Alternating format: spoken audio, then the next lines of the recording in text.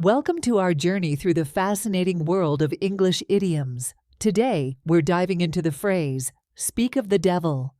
This expression is used when someone appears just as you're talking about them. Historically, the phrase is shortened from "speak of the devil, and he doth appear," suggesting a supernatural element.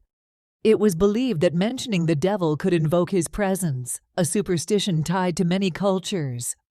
Over time, the phrase lost much of its serious tone and is now often used humorously.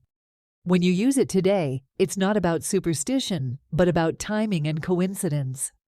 Imagine discussing a friend's quirky hat choices, and they walk in wearing an outrageous cap. That's when you'd say it. In everyday use, it's a playful acknowledgement of someone's unexpected arrival during their mention. Here are 5-sentence examples. I was just talking about Sarah, and speak of the devil, there she is. Speak of the devil, I was just telling John about your new job, and here you are. Speak of the devil, I was just saying how we hadn't seen him in years, and now he's at the door. Speak of the devil, I was just discussing the project, and here comes our team leader. Speak of the devil, I was just mentioning how quiet it's been lately, and now the phone won't stop ringing. Understanding such phrases can really enhance your fluency and make you sound like a native speaker.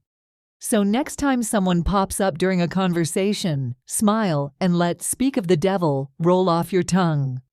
Thank you for watching. Please subscribe.